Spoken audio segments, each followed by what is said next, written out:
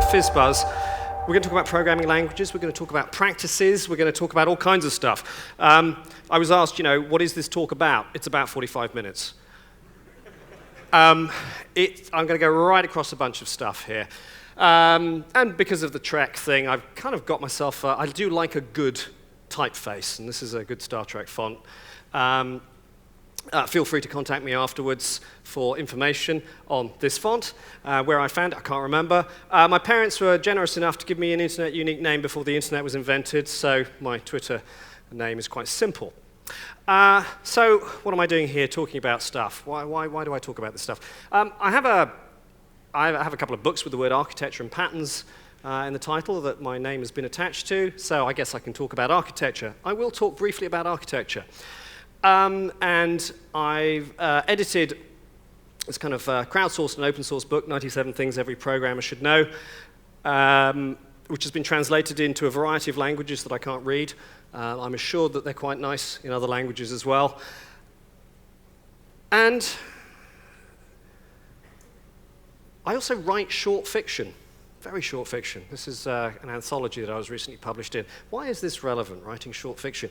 Well, because ultimately, software is fiction. It's executable fiction. Okay? You're making stuff up. It doesn't necessarily actually have to make sense. As it has been observed that the real world doesn't have to make sense, but we know from some of the really bad novels and films and things out there that actually fiction doesn't have to make sense either. And this makes a lot of sense when you think about software. You make stuff up, your world building, you choose your characters, you decide how they're going to talk to each other, what kind of dialogue they're going to have. So this is kind of relevant. It's also relevant in one other aspect, the use of the word craft. So a lot of people talk about how should we think about software development. They talk about, should we think about it as engineering? Should we think about it as mathematics? Should we think about it as building architecture? Should we think about it as craftsmanship? There are lots of different approaches and ways of reasoning about it and approaching it. And what is interesting here, going back to the idea of craft, is that writing is one of the few disciplines where people actually use the phrase the craft. I was fascinated by this, noticing when people are talking about the craft, they don't say the craft of writing. They don't say craftsmanship in writing. They just talk about the craft as if you know. Okay? Oh, the craft, yeah? It could be witchcraft. It could be magic, but it's writing. And in one sense, it is magic. What you do with code is ultimately magic. Okay? Yeah? In the worst cases, it's the darkest form of magic that keeps you late at night walking through stack traces and trying to figure out what's going wrong, and you pull your hair out. So that's why it's relevant. However, let me go back to the foreword to this book by Wayne Cool, where he makes an observation. He talks about art, craft, engineering, science. These are the swirling muses of design patterns. Art and science are stories, craft and engineering are actions. It's kind of an interesting way of looking at it. But what is what we do art? Well, let's just go somewhere else for a moment. This is a letter from Oscar Wilde. Art is useless because its aim is simply to create a mood. It is not meant to instruct or to influence action in any way. It is superbly sterile. Well, that's one kind of view.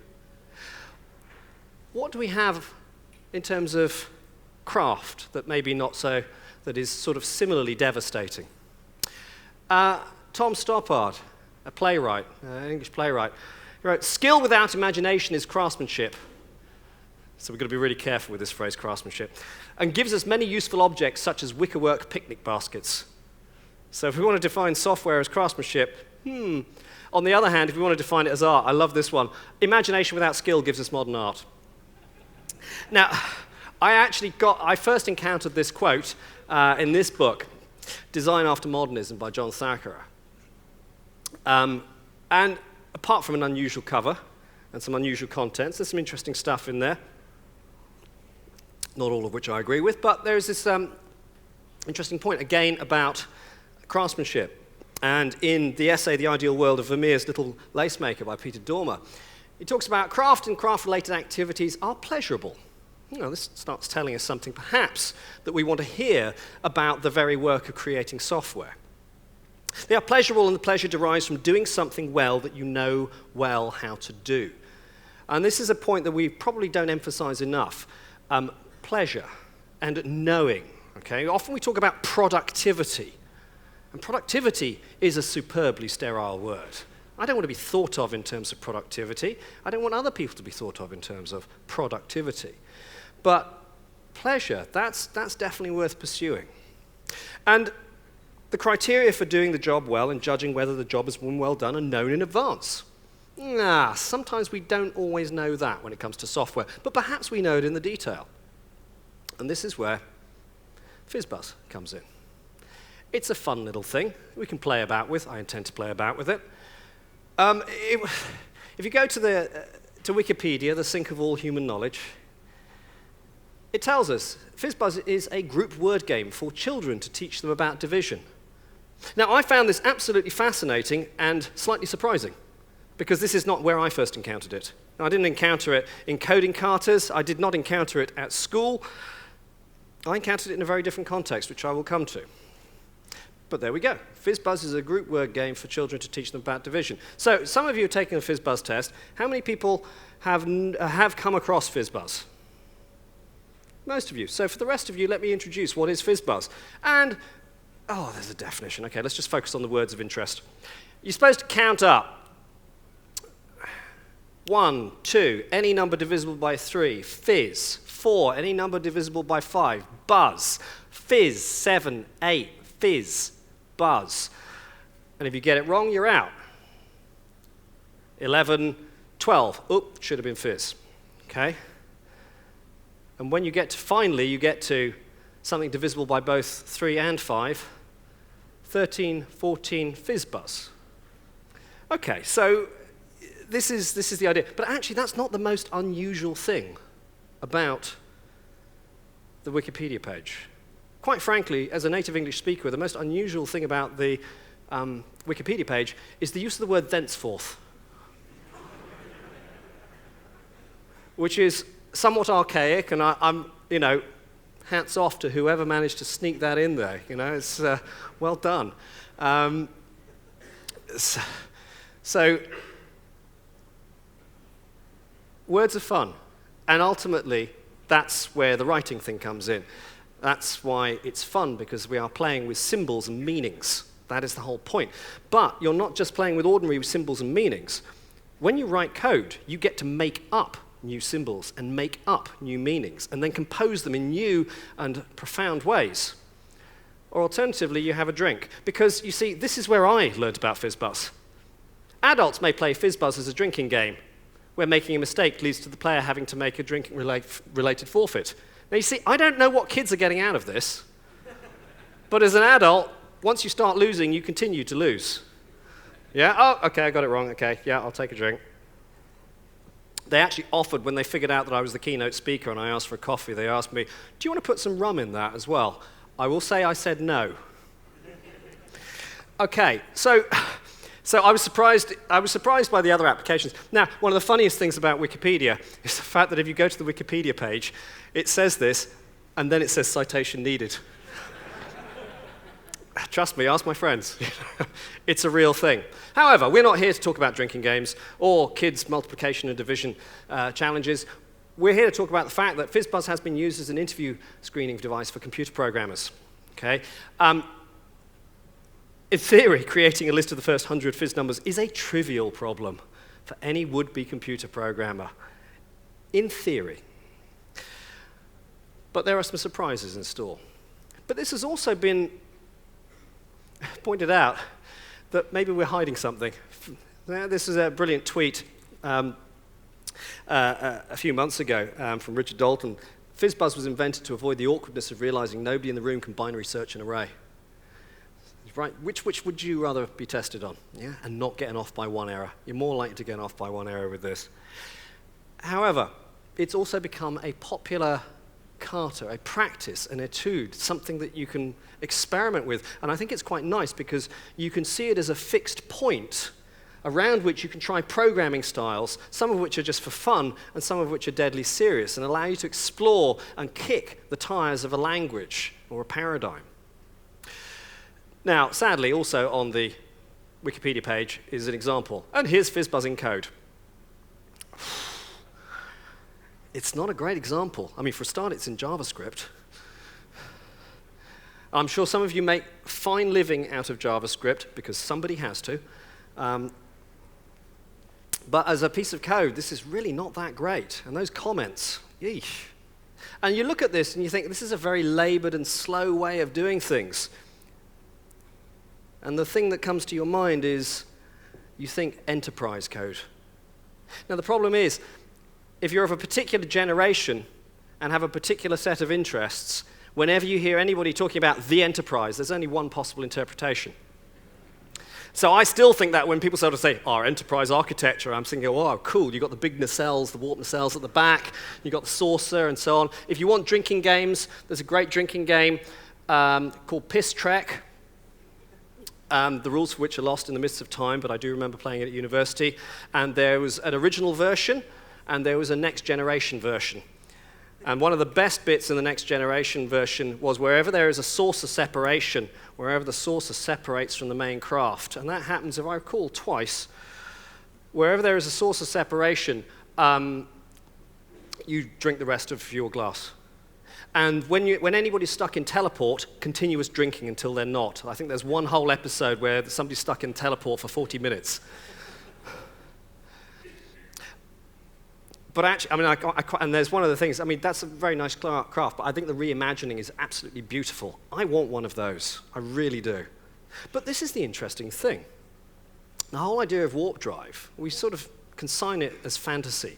It's a set of symbols and ideas and concepts that are imagined, and we can talk about them at great length, and there is this kind of idea, but it's still in our imagination, a lot like code. But it turns out this craft is also called the Enterprise. This is also imagined. It says the Enterprise on the side. It also has NASA's logo. It turns out NASA actually has funded research to look into warp drive, based on the work, well, primarily the work of Sonny White, or Dr. Harold White, based on the research from Miguel Alcubierre in the mid-1990s, who worked out that actually within the frame of general relativity, and general relativity is not very relaxing, you look at it, you kind of get tenser. That's a physics joke, okay. And there is actually a way that it could possibly work, and you don't violate it. You don't violate relativity, which is brilliant. So what happens is you warp the space around you. You create a warp bubble. That's what those huge, great rings are. You create a warp bubble. You warp the space around you. And because you cannot travel faster than light, that is not allowed. But it turns out if you warp space so that it travels faster than light, you stay within the rules, which is brilliant. Genius move, okay? This is just like software, okay? No, I can't do that. Well, if I just change the rules and imagine that we're doing it like this, then we can pretend that this is like this. This is pure fiction. This is great. There are a few technical issues that they've yet to overcome. For example, you need vast amounts of negative energy. We're not actually sure negative energy exists. And if it does, we're going to need exotic matter. We're not sure about that either. And you might need about the mass of Jupiter converted into exotic matter to get that going. But I think that's a small implementation detail. Okay? This is how we approach code. We often say, oh, well, you know, that's an implementation detail. You get in these meetings and you're sitting there, you see a really big problem, and somebody says, oh, that's an implementation detail. You think, that's not implementation detail. That's the most important thing out there. I want you to remember, actually, in conversation, when we are talking about this, people often use that, say, oh, that's just a detail. I want you to remember that software is only details. That is what software is. There is nothing else to it. Software is all about the details. It is lots of details brought together to create something. So when somebody says that's only a detail, what they're doing there is saying, oh, that's only real work. That's only the whole point of the system. You cannot dismiss something as a detail because details are the point of software. So this is a warp field. That's a warp bubble. and there is a reality distortion field that goes with it. And unfortunately, that reality distortion field can bring with it a great deal of complexity. Let's go back to code. Let's go back to my dictionary. What is this word enterprise? Sadly, I culled a few dictionaries, and disappointingly, none of them made reference to Captain Kirk or Jean-Luc Picard. They came up with very dull definitions. A project or undertaking that is especially bold, too boldly go. Complicated or arduous. Okay, now it's beginning to sound like software development. Readiness to engage in undertakings of difficulty, risk, danger, or daring. A design of which the execution is attempted. Yeah, we'll try this, but it's probably not going to work out. We'll attempt it. Here's a design, let's try it out. And then there's a bunch of other boring definitions. Let's skip those. Those are not interesting. So, enterprise, something that's really hard and possibly pointless, possibly might not work, but we're going to have a big design for it. How big a design? Oh, we're going to have a really big design.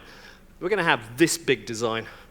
Somebody went and put up a GitHub repo a couple of years back, FizzBuzz Enterprise Edition. It is an outstanding work of art. I urge you to spend time looking at it. And it is so wonderfully tongue-in-cheek. I did actually have somebody ask me when I showed them this, they said, just to check, Kevlin, this is a joke, isn't it? You can see it's so tongue-in-cheek. Enterprise software marks a special high-grade class of software that makes careful use of relevant software architecture design principles to build particularly customizable and extensible solutions to real problems, FizzBuzz being a real problem. This project is an example of how the popular FizzBuzz game might be built where it's subject to the high-quality standards of enterprise software. That's brilliant. And you need this to be customizable. So let me just show you one small portion of it, okay?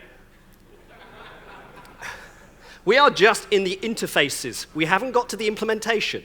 We are just in the interfaces, and we are into the interfaces for the factories, because you need a factory.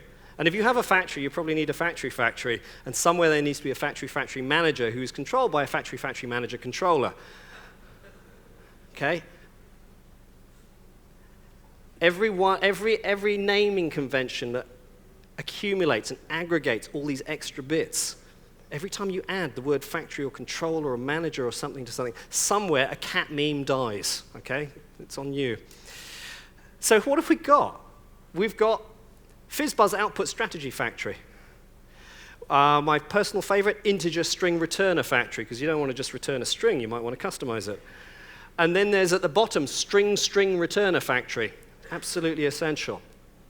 So this is the world that a lot of people end up inhabiting when it comes to code. It's not normal stuff, it is precisely abnormal. And people try and get away with it by using words like, oh, it's architecture, it's enterprise.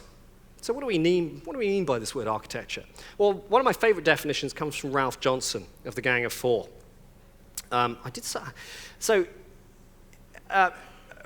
Ralph, in fact, funnily enough, the Gang of Four book was published, the Design Patterns book was published in the same year as Miguel Alcubierre's warp theory. I had not made that connection until just now. And he makes the observation here, architecture is the decisions that you wish you could get right early in a project, but you are not necessarily more likely to get them right than any other. In other words, if you had your time again, you'd still get it wrong. When people say architecture, what they mean is, I wish I had a time machine. I wish we could go back and change this, because we seem to be doing an awful lot of work working against the structure and decisions of the system. However, there is, from a critic, nothing to do with software architecture, but amazingly enough, coincidentally enough, has the same surname. Philip Johnson made this wonderful observation. Architecture is the art of how to waste space. And sometimes I think that is so profoundly true when it comes to certain aspects of software architecture. So we have a whole set of thinking habits that are not necessarily helpful, thinking and cultural habits that are slightly dysfunctional, that can take a simple problem and turn it into something ridiculously complex. As we've seen, we can do it with FizzBuzz, but it's a general habit. People do this with any paradigm. And a lot of people keep saying, well, yeah, okay, all that object-oriented stuff doesn't work. We're going to go to use functional. Okay, let's be very, very clear. That object-oriented stuff that most people are criticizing is not object-oriented. It's something, but it's definitely not what we were talking about years ago. So I sort of tweeted this one last year. Having experienced enterprisation of OO, large classes named as manager, controller, object, etc., now dreading enterprisation of functional programming, where we will end up with large functions with function, transform, process, calculate in their names, and lots of dependencies and side effects. And there'll be lots of people going, but that's not functional. And people say, yeah, it's functional because I'm using a language in a functional way, or it's a functional language. And It turns out that people can do really strange things with code of any type. They will take an idea, and without sufficient knowledge, and this is the important thing, it's about the knowledge, without sufficient knowledge and practice, you can turn any paradigm that is seen as good, and you can turn it upside down and produce some of the most horrendous stuff. And it's not because necessarily people are evil or stupid, it's just sometimes culture and sometimes lack of knowledge. So we need to talk about paradigms. And this is a general observation on programming languages and programming language design. I believe the current state of the art of computer programming reflects inadequacies in our stock of paradigms, in our knowledge of existing paradigms, in the way we teach programming paradigms, and in the way our programming languages support or fail to support the paradigms of their user communities. If you look at this, this feels contemporary. It feels incredibly relevant. It feels very now. Actually, I think it's actually older than some of you. This is the paper that accompanies the Turing Award speech from Robert Floyd, Paradigms of Programming, 1979, if I recall correctly. And what is interesting, first of all, I would urge you, because he's kind of to blame for letting the word paradigm get popular in software. It kind of all dates back to this paper. You can find this easily online. But it's worth reading, because what he actually is talking about is not the way that most people think of paradigms. He thinks of paradigms as the way we'd now talk about architectural styles or patterns. Frames of thinking to solve problems.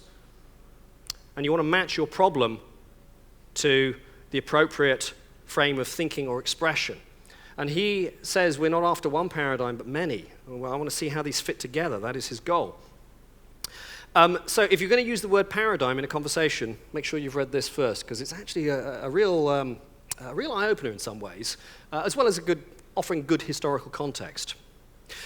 Okay, so if we're going to do FizzBuzz, what are we going to need? We're going to need a language. What kind of paradigms? I don't know yet, but there are some basic limitations. I don't want to say all paradigms are equal. I'm not going to say all programming languages are equal either. We go back to the late 1970s, this wonderful book, Gödel, Escher, Bach, by Douglas Hofstadter, where he coins a phrase, and in case you're wondering, yes, one of my hobbies is taking pictures of books. It's not very interesting, but they're easier than people. And he coined this term quine, named after the philosopher William Van Orman Quine.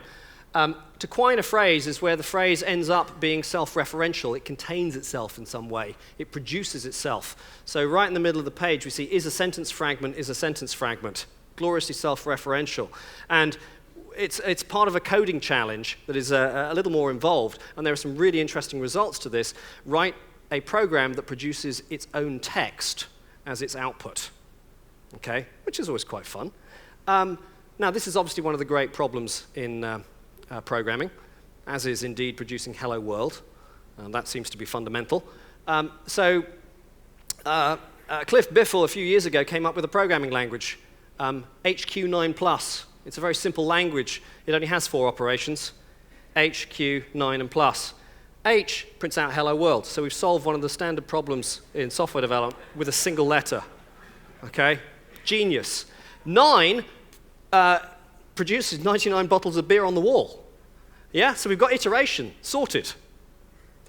Q will then simply repeat everything that is currently in the buffer. In other words, it will repeat the program itself. So quining is now a non-problem. You don't have to get into kind of metaprogramming or crazy techniques. And plus, just increments an accumulator. Of course, you can't actually access it, but, you know, a write-only variable. So the basic thing is that the language has to be Turing complete, which this is not. So let's go back in time to this. This is the EDSAC, Cambridge, 1948 for 1949. So this is what computers look like and what a lot of people kind of still wish they did look like because it kind of looks quite cool.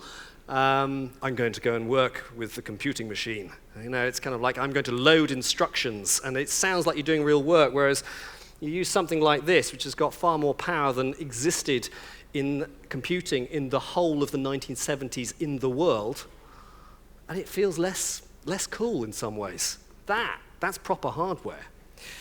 And you can find emulators online for this. So here's a rather wonderful implementation of FizzBuzz from Oliver Maudel, who works at Cisco in Oslo. And he gave himself the same constraints that people in the time would have had. Although you have this available in your browser, your instinct is to treat it like a REPL, you know, to interact with it and say, oh, I'll just try this and then press go and see what happens. He thought, no, people didn't do that in the 1940s. You had to sit at your desk, which did not have a computer. Okay, just imagine your desk without a computer. No, you can't do it, yeah. And if you're feeling a little bit panicky, my desk has no computer. Quick, let me get my phone out. You don't have one of those either. Well, in fact, you do have phones, but, you know, as somebody observed, they're really difficult to text on. So what we're dealing with here is he said, okay, you've got to sit down, you've got to work out the codes, you've got to write this one up, and then you've got to translate through a lookup table. And yes, you do the looking up. And so then he did this for 3 hours and then submitted it, and it ran first time, which is quite cool. But there are other crazy ways of doing this. This is some C++ code from 1994. You know, I didn't realize when I put this talk together how often 1994 would occur. But here we are again in 1994 from Erwin Unruh, the compiler who worked for the compiler division at Siemens. And this code doesn't compile. Now you're sitting there going like, well, that's no big deal. I can write C++ that doesn't compile. Loads of people do that. Where's the skill? Come on. But what's cool about this is that its compilation message is the first few prime numbers. That's the error. Now, this has given rise to a whole tradition within the C++ community of something called template metaprogramming. Template metaprogramming is based on Erwin Unruh's accidental discovery that the template system of C++, and if you're not sure what templates are, if you're using something like C# or Java, templates are kind of like generics but done better, okay? Because they actually are generic, and this is the cool discovery from Erwin, is that the C++ template system is Turing complete. Complete accident. Unfortunately, because it's not designed to do that, it means you have to kind of work around it, which is a very polite way of saying hack your way. And whole libraries have been built on this. And it turns out Adam Peterson, a couple of years ago, he developed FizzBuzz using a library. And again, this code does not compile, but its error message is, if you look at it, 0, 1, 2, fizz, 4, buzz, fizz, 7, 8, fizz, buzz, 11. Yeah, you see, if you're going to have an error message, that's an error message. Now, of course, you know, it's kind of nice if something does actually compile, and the whole template metaprogramming thing has created a subculture of strangeness and weirdness in C++. I offer you this piece from Sebastian Mark. This is a fragment. The ... is important. There's a lot of code. What is this? This is compile time calculation. Compile time calculation. This is what we're doing. And why is compile time interesting? Well, it's not particularly interesting, especially if you're using an interpreted language. It's interesting because at compile time there are no side effects. This is a pure functional environment. It's actually even purer than Haskell. Okay? It doesn't have any nonsense to try and convince people, okay, guys, we need to do I/O, but we're going to pretend we're not doing I/O. How are we going to pretend we're doing I/O? Let's do monads. But nobody will understand that exactly. And what we'll do is we'll kind of go smoke and mirrors, and look, there's some I/O. But what are you doing there? People won't notice that it's a huge, great side effect in the world. Although my favorite explanation of monads is that whenever you execute something, that you're not changing the state of the universe, you're returning a new universe. I like that one. However, This is all done at compile time. What is Sebastian Mark doing in this code? This is a ray tracing program. It spends hours doing this. That's quite impressive for a compile time computation. Okay, but it's not all madness. Turns out C++11 takes away some of the fun. You can actually do compile time programming and actually use constants that are evaluated at compile time, or rather functions that are evaluated at compile time without having to hack around with template metaprogramming. So a disappointment to all of those template metaprogrammers out there, but finally something that is actually mostly readable, which is quite nice. But we can go a little bit further.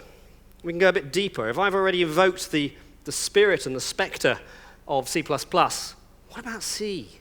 What about C? Can we really take this one down? What can we do with FizzBuzz in C? Well, let's try a naive approach. Okay, going to give it an integer. It's going to return me a string. We're going to allocate our own memory, because that's what you do in C. We're going to allocate our own memory. We're going to terminate. We're going to concatenate. We're going to do the Okay, yeah, I think this kind of works. We can improve this. My first improvement is will have me thrown out of the building by a number of people. I'm going to take away the curly brackets, because quite frankly, we don't need them. Get over it. Compilers are good with this stuff, okay? So are your fellow human beings. And in fact, why do you need so much space? Well, because we might have lots of statements. That is your code telling you to not have lots of statements. Okay, it's an interesting side effect. So I'm going to commit heresy here and say, oh, let's get rid of that. Okay, there are a couple of other things we can do.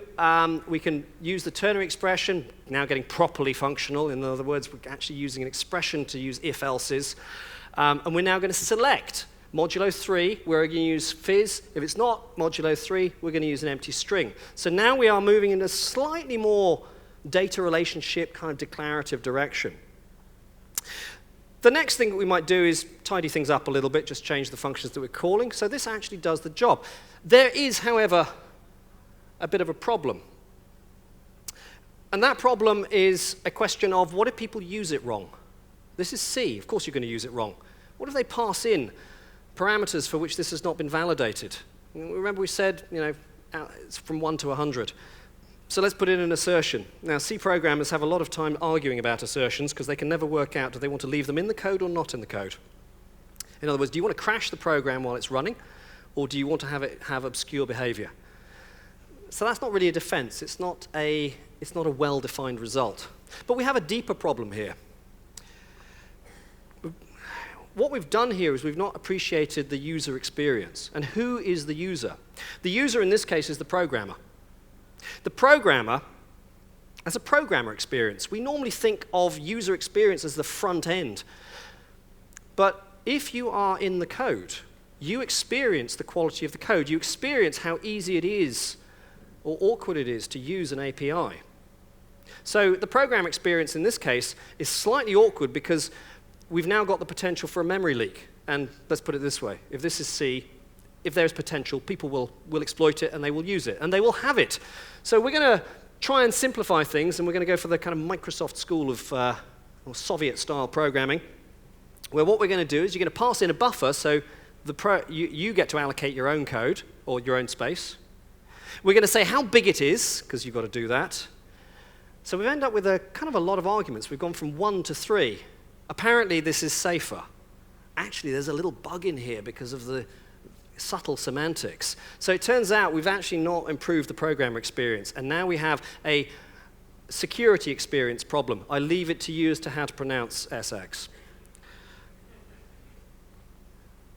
This fixes it, and it's kind of nice, but it still feels clunky. So let's take a completely different route. Let's try something declarative. So a bit of fun. One of the things we can do is say, let's not use memory allocation at all.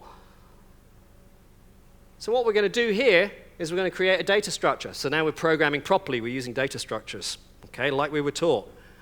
And what I'm going to do is I'm going to do a little trick. I'm going to basically say I'm going to point to 2 strings. The result will be 2 strings, 2 values. And you, the user, will have to put them together. It's a little bit awkward, but nonetheless. But we're not going to do any allocation. We're just going to return this. And so what we're going to do, and this is where it gets fun. This is where it gets properly nerdy. What we're going to do is this is purely declarative. What I've now done is I've said, here are the numbers and a lot of nulls. Here are the digits. And then over there, I'm going to divide them by 10, and then also do a modulo 10. So I'm going to pick out the digits, because I've got the digits 1, 2, 3, 4, 5, 6, 7, 8, 9, and I've got 0, 1, 2, and so on. So I've got the digits, so now I'm going to cherry pick out. So if it's a number, I'm going to say, I'm going to have that digit and that digit. I've not allocated anything. So 42 would be 4 from the first one and 2 from the second one. Brilliant. Okay? So this is declarative. If you want functional programming, this is functional programming, but made more interesting. Functional programming is too easy. We need to make it fun. On the other hand, what if it's not a number? What if it's words? Well, again, declaratively, we can choose whether we want fizz or buzz or nothing. And then all we have to do at the end is make a decision, and we're done. It's like, oh, that's quite nice. A bit quirky, a bit nerdy, but yeah, it does the job. Now, we've actually got other ways we can do this.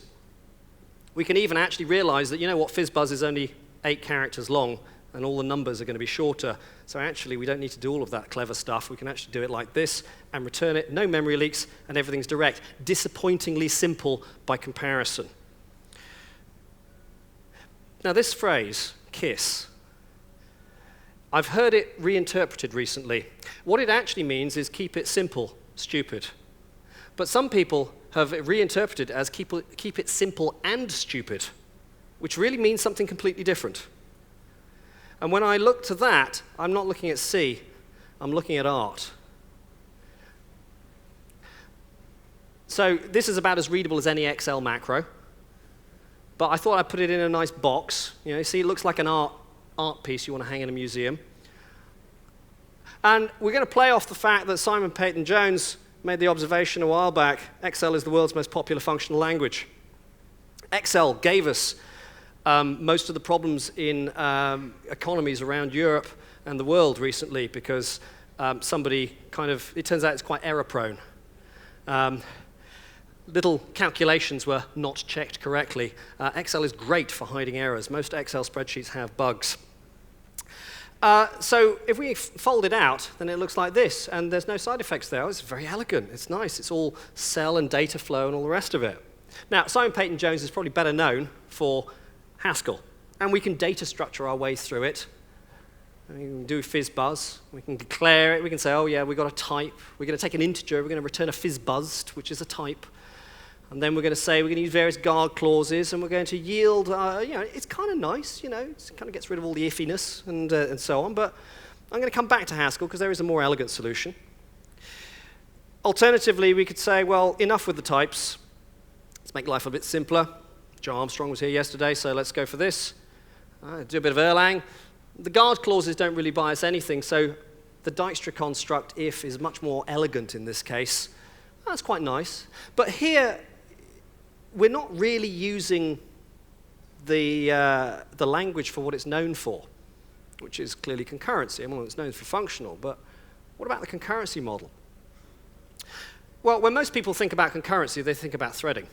And Andrei Alexandrescu had this wonderful comment, multi-threading is just one damn thing after, before, or simultaneous with another. But if you do it in an actor-based approach, where you have a stronger discipline of state, things get a bit easier. Let's have a FizzBuzzer that receives messages, and it receives requests. And when we receive a request that's in the right range, then we send back to the user the result, FizzBuzz. So we've got a clear separation between the logic and the server side here. We've got a FizzBuzz server. Not very exciting. And we've also got error handling. So it becomes FizzBuzzer again. Then we've got error handling. If it's anything else other than 1 to 100, we just say, I'm sorry, that's an error, and loop again. It's surprisingly simple. The actor-based model is just messages. But this isolation of state is an interesting idea to explore. How long have we been thinking that it might be a good idea to make code more composable and to isolate the effect of state? It turns out it's quite old. Not 1994 for once. 1964 instead. Doug McElroy wrote this memo and made this very interesting observation. He said, to put my strongest concerns in a nutshell, we should have some way of coupling programs like garden hoses. Yeah? So screw in one segment when it becomes necessary to massage the data in another way. He's talking about pipelines. This is the Unix piping model, which is actually a data flow, a pure functional model. And he invented this in 1964. They spent 6 years looking for the syntax until Ken Thompson one day decided, you know, that pipe figure's not doing anything, let's use that. Yeah? So sometimes a project can be stalled for syntax. I think it might have been 7 years. So what does it look like if you think of this in streaming? Well, this is not Unix shell. This is PowerShell, which is a surprisingly elegant environment and language. It's got a good set of stream operators. I generate the numbers 1 to 100, and then compose things, and I've got a lot of logic that I can put in there. Now, if you're thinking about ordinary approaches, we can do pattern matching. This is awk, a different approach to looking at the problem, but one that is based on an implicit invocation model, which is different to a normal procedural model of execution. A normal procedural model of execution is, if this is the case, then do that, else if this is the case, do that. What we're doing here is we're simply saying, here are pieces of code and the triggers that will allow these pieces of code to either execute or not execute. And then we simply provide it with a context, generate the right numbers. We can even test it simply. It's very easy to test this as it works. Now, the interesting thing about awk, there's a lovely interview with Alfred Aho of awk fame, Aho, Weinberger, Kernighan. He was asked in the interview, would you do anything differently in the development of awk, looking back? He said, one of the things I would have done differently is instituting rigorous testing as we started to develop the language. We initially created awk as a throwaway language. That never happens in software, right? And the temporary solution becomes permanent. So we didn't do rigorous quality control as part of our initial implementation. Now, I mentioned to you earlier there was a person who wrote a CAD system in awk. The reason he initially came to see me was to report a bug in the awk compiler. He was very testy with me, saying I'd wasted 3 weeks of his life. Now, when somebody walks into your office and says, you've wasted 3 weeks of my life, you kind of pay attention. You know, I want the blood of your firstborn son, the soul of your mother, and stuff like that. It's kind of that. So, as Alfred Aho observes, he says, you know, I huddled with Brian Henney after this, and we agreed we really needed to do something differently in terms of quality control. So we instituted a rigorous regression test for all of the features of awk. Any of the three of us who put in a new feature into the language from then on first had to write a test for the new feature. Whoa, this is test-first programming, 1970s style. It's got a really long backstory, stuff like TDD. So, how do people think about stuff like test-driven development if we're going to use this as a kata for teaching people how to code? So Uncle Bob has these 3 laws of TDD, which kind of sound, well, they're quite strict. They are laws. He's phrased them as such. You are not allowed to write any production code unless it is to make a failing unit test pass. You are not allowed to write any more of a unit test than is sufficient to fail. You are not allowed to write any more production code than is sufficient to pass the one failing unit test. Wow, that's a pretty hard line. Okay, let's try that. Okay, I'm going to do this in Python. There you go. Assert. FizzBuzz 1 is string 1. Okay, we need no more code than is needed to pass. Right, done. Okay, next. Assert FizzBuzz 2, return 2. Yeah, we're going to change it. We're going to put an if statement in there. Now we have something different, fizz. In fact, we can keep on going until we get to FizzBuzz, and you can go all the way to 100. There you go, enterprise code. This is how we do it. Yeah, you know, I'm going to a little bit of tidy up there, but I'm going to say we seem to be programming without principle, specifically the basic structures and the like. Most people would say, surely you want a switch statement there. But Python doesn't have it. So in Python, you use a dictionary of lambdas to emulate a switch. Okay? Now we're getting back into functional because we've got the word lambda in there. We've got it in there 100 times. That's proper functional code. I bet you don't have as many lambdas in your code. Disappointingly, it turns out it's just a value lookup. But even so, there is a lot of repetition. We are programming without principle, without the dry principle. What is missing? What is missing is that we need a bit more. A lot of people, when they try and do TDD, do it in a very simplistic way. They go red, green, I'm writing a failing test, now I've got it passing, now I'm writing a failing test, now I've got it passing. Hey, look, this code is really bad. That's because you forgot the third step. Although, be careful with this. I did have somebody come up to me and asked me once at a conference. He said, I'm doing red-green refactor. And, you know, I get stuck sometimes. He says, what do you do when there's nothing to refactor? I kind of thought this was a really odd question. And he said, before I could answer, he said, because what I do is I make a little change, and then next time round, I change it back. I think he looked at it as refactor as a command, whereas actually it's a question. It's actually one of the reasons I don't really like thinking of TDD like this. I prefer a way that is a bit closer to this kind of more lean thinking, this Deming cycle. Plan, do, study, act. Plan, here's what I want to do. Carry it out, take a step back, look at it. Do we need to do anything else? Are we writing really bad code? If so, act on it. Yeah, we can change this to be write the code, realize the functionality, reflect on it, and refactor as necessary. And if you do that, you're going to end up with a very different kind of testing approach. Let's generate the numbers and the FizzBuzzes. Let's establish what truths you want. All truths must be true. A property-based approach, everything must be either FizzBuzz, or a decimal, okay? And all decimals must correspond to all numbers must correspond to a position, okay? What we're going to do is we're going to say that every third number must contain a fizz, every fifth number must contain a buzz, and every 15th must be equal to FizzBuzz. And then just to make sure we haven't got any stray stuff, we're also going to clarify that if it's a number, it mustn't be divisible by 3 or 5, and a few other constraints just to make sure that we don't get the other numbers in there. And that will take you in a TDD path, not the way that most people try to TDD FizzBuzz. This is about looking at the properties of the problem. So let's just wrap up with a couple of slightly daft alternatives. There you go, there's a very simple one. Here's a set-based approach. It's FizzBuzz if it's in the range 15, 30. Yeah, so you've got a nice set approach. Otherwise, it's fizz if it's in the set of 3, 6, or rather all numbers divisible by 3.